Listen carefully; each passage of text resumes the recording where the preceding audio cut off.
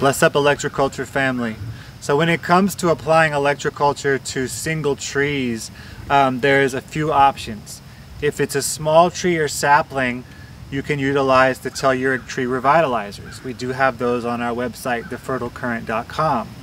This is a 30 centimeter Lakovsky, so that's a pretty small tree. I can also make these in 60 centimeter in double Lakovskys.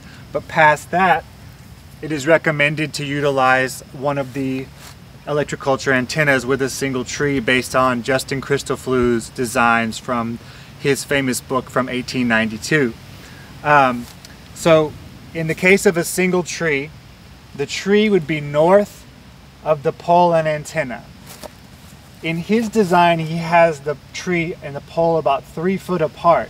But in reality, sometimes you're going to have to put it further than that because you want it to be outside of the canopy. It's more important for it to be outside of the canopy than closer to the tree. And it's more important that the pole and the antenna are south of the tree than the distance. However, you want to get it as close to that single tree without being under the canopy so that the antenna can receive the energy.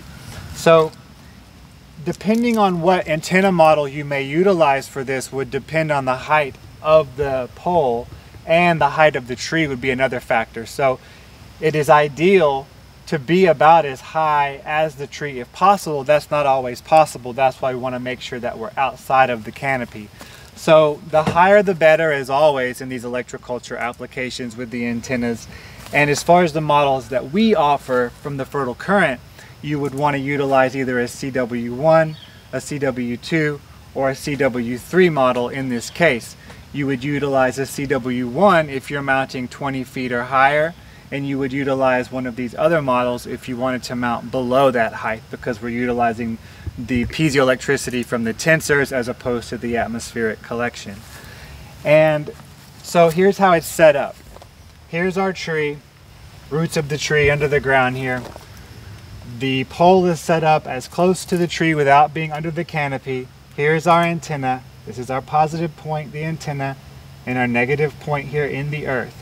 So in this case, our antenna is positioned as always with the telluric rod facing south, and then the line, which is the same as our ground line, a 12.5 gauge galvanized steel line running tautly from the antenna to the base of the tree and then into the soil approximately 16 inches or so.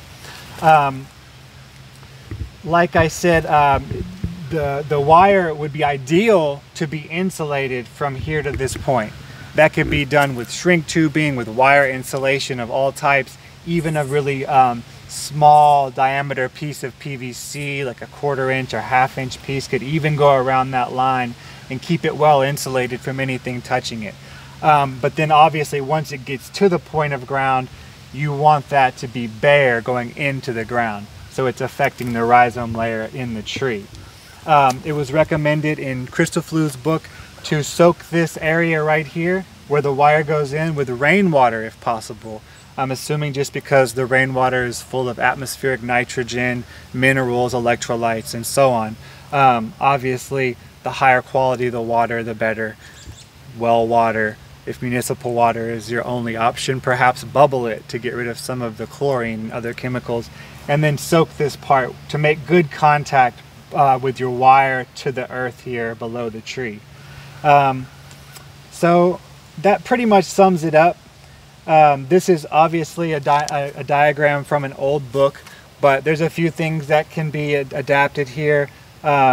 Namely the insulation of this part of the wire going from the antenna to the ground, and the fact that this may need to be further from the tree than 3 feet as stated in the original diagrams. So I hope you find this helpful when dealing with your trees. Many blessings.